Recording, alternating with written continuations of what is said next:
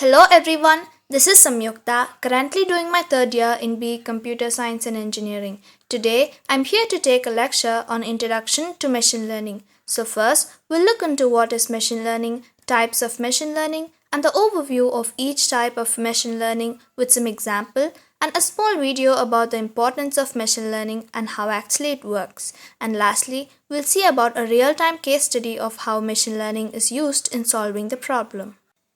So, what is machine learning? Author Samuel is the one who coined the term machine learning. According to him, machine learning is an application of artificial intelligence that provides systems the ability to learn on their own and improve from experience without being programmed externally. Now, let's compare machine learning with a baby. Babies doesn't have any prior experience. If you give the baby a fruit, it doesn't know to recognize it. But if you teach the baby by showing various fruits and differentiating with certain patterns such as color, size, shape, etc., the next time you give them a fruit, they recognize and tell you. Similarly, the machine learns from experience we give it to learn, to recognize other similar objects and patterns that it has never seen before. So we feed the machine with a set of data. For example, we'll take fruits. Data of various fruits is put in. Now the algorithm separates and categorizes the fruits based on their pattern and generates a model input data. Now, when a new input data is given, the machine goes back to the algorithm and finds similar data from the model input data and predicts the output. If the predicted output is not accurate, then it goes back to the algorithm, get trained again until the accurate output is obtained. The mobile phones we use daily is driven by powerful machine learning algorithms. For example, let's take Google. It's able to provide us relevant search results based on browsing habits, and it groups or clusters results based on keywords we give to search.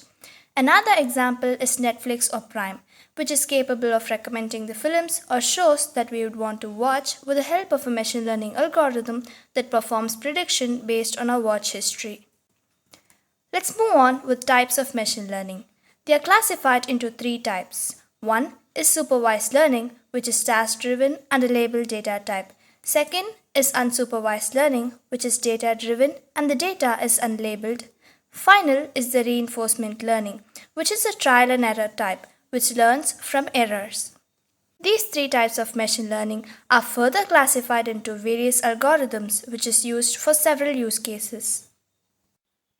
Getting started with supervised learning, it is one of the most basic types of machine learning. In this type, the machine learning algorithm is trained on labeled data. Labeled data has both input and output parameters in a completely machine-readable pattern, but requires a lot of human labor to label the data to begin with. We teach the machine, that is, we give a set of training data to the algorithm that has both the question and the answer.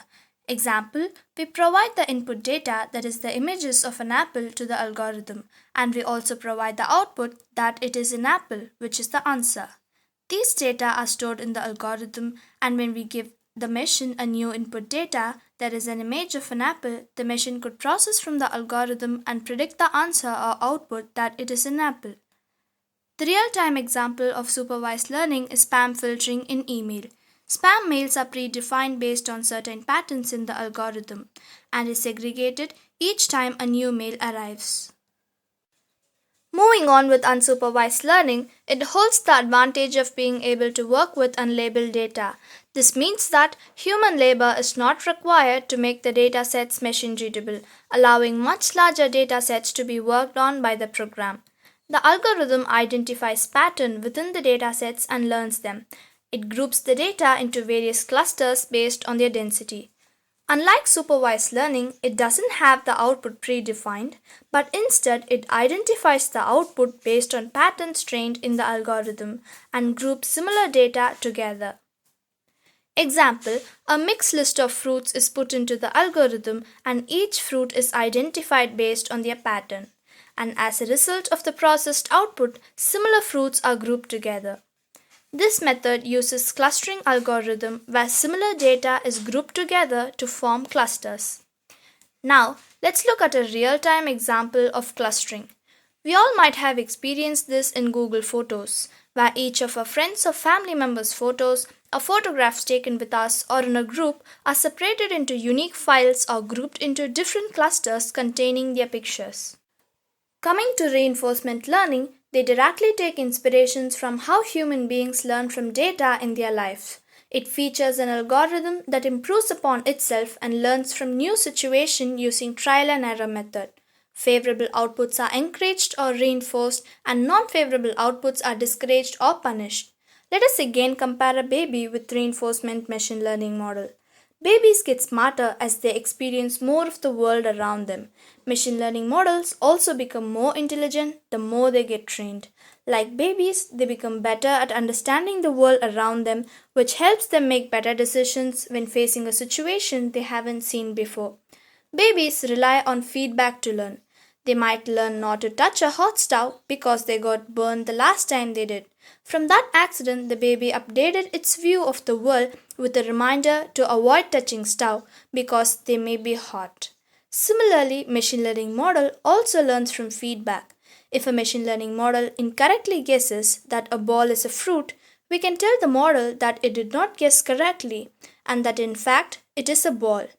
With this feedback, we can then retrain our model to update its view of the world and become smarter.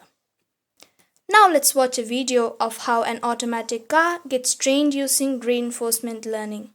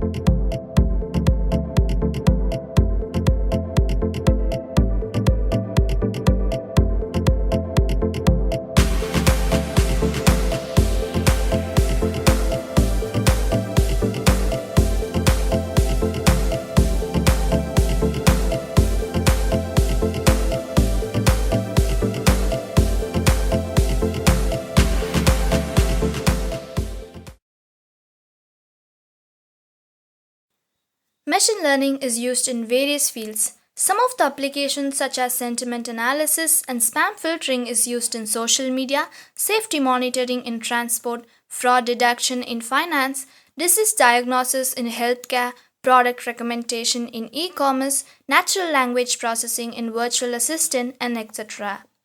These are some of the well-known applications that uses machine learning for movie and product recommendation, language processing, newsfeed, advertising service to find relevant leads, finding locations and different routes, auto-cooking robot, and self-driving cars. Now that we have covered basics of machine learning, we'll see a small case study of how and where machine learning algorithm is used. Daksha likes to watch movies. She prefers horror and comedy genre movies and doesn't like to watch action or science fiction movie. She spends maximum time in searching for a good movie rather than watching. Give her a possible solution. Let's include the design thinking framework and find an efficient solution. Empathizing the case study, what I would do in her place is search for a movie recommender website or watch the movie based on ratings given. What I need is a system that categorizes and recommends movie in my preferred category.